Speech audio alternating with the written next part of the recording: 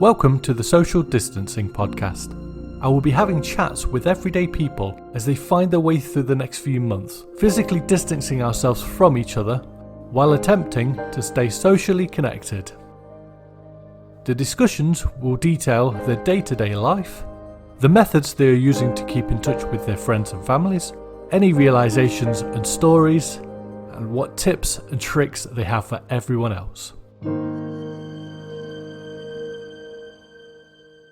Hello, and welcome to the Social Distancing Podcast. Today is Monday the 20th of April 2020, and this evening will mark 4 weeks since the government in the United Kingdom imposed social and physical isolation methods to tackle the outbreak of the coronavirus COVID-19. This podcast was created to talk to people and to see how they're coping with the change in their normal lives and discuss what's keeping them going. Over the last few weeks I've spoken with several people who were as a whole continuing to be very upbeat about the situation and how they are coping with changes in their lives. For me, the podcast has become a distraction. It's provided a way for me to keep my mind active and creative during the downtime. This has been very positive for me in the initial weeks of the isolation period, but I'm realising now that it can also add to piling up thoughts and emotions. During recent discussions with guests on the show, I advised them that I'd returned to playing a massively multiplayer online role-playing game in World of Warcraft. Both Ben and Chris clearly reacted with caution over the subject, and even made jokes at how interacting with the game might affect me in the coming weeks. I laughed it off at the time, but knew myself what danger playing such a game can cause. Procrastination. At first, it seems harmless, but if it gets out of control, can add to mounting issues, negative thoughts and overall self-negligence. It's online games like World of Warcraft and EVE Online that I struggle to manage and balance. With the leveling and gearing up system that's present in World of Warcraft, it's easy to get lost in chasing the next high in the game. You find yourself saying, I'll just get one more level, it'll only take 45 minutes. After this quest, I'd do something else. But over time it gets harder and harder to reach these milestones, and you start relying on random items to drop in the game to give you some of the same endorphin hit.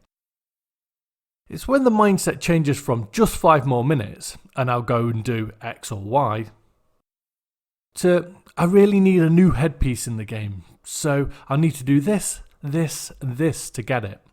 I've got a spare 6-hour slot that I could try my luck at a random drop game. Fear of rejection. You might laugh and think, why is he talking about a video game and fear of being rejected?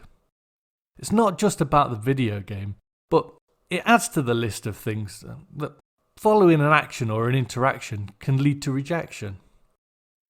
I'll start with a podcast on this one, as it's quite relevant.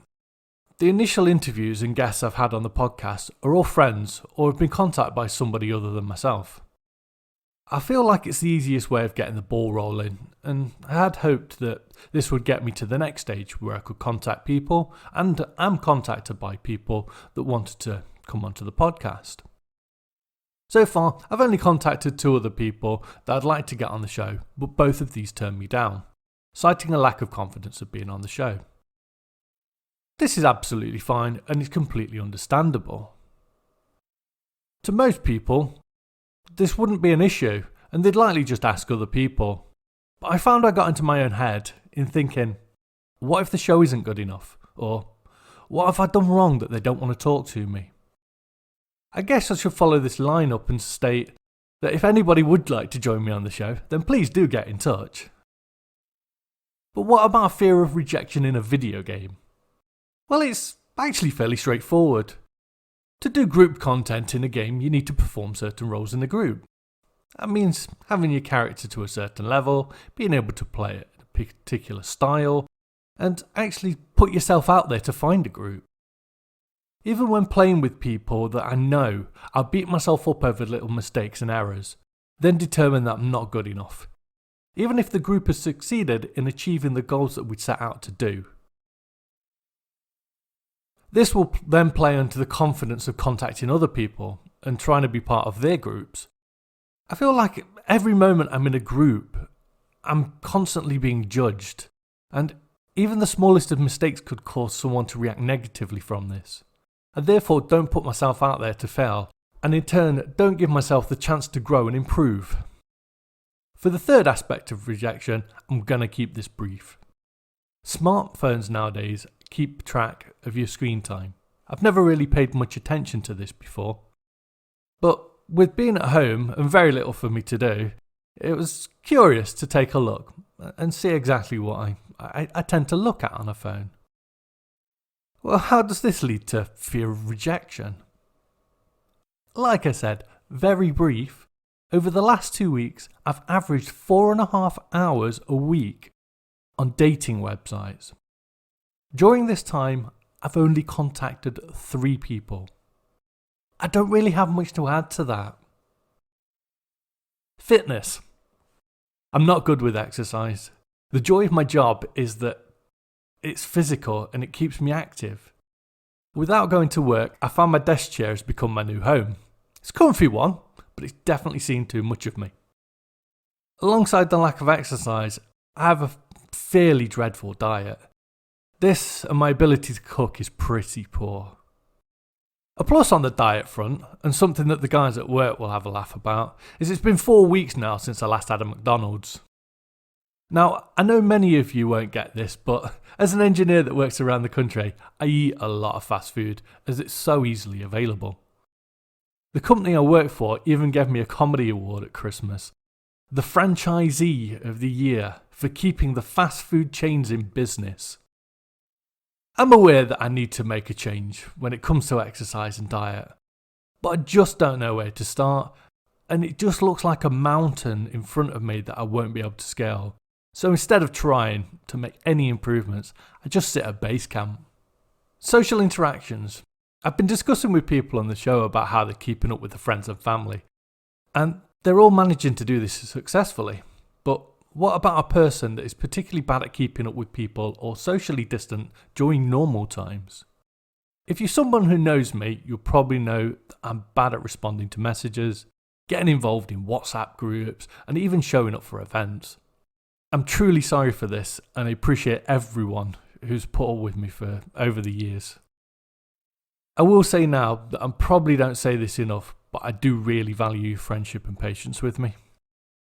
The current restrictions on social and physical isolation didn't initially feel like they'd cause massive issues for me, but even as someone that's distant during normal times, I'm finding that I'm more and more ready to go out and see people and friends again.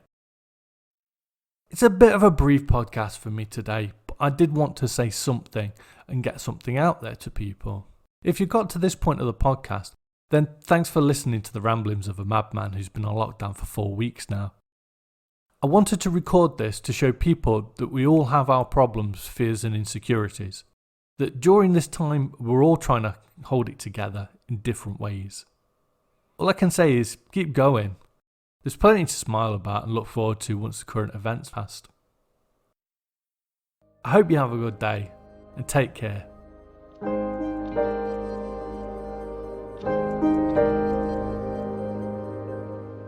Thank you for taking the time to listen to the podcast. If you'd like to keep up with what's happening, then follow us on Twitter at TheSDpod. Any questions you have for the podcast, please send these to TheSDpod@gmail.com. Take care.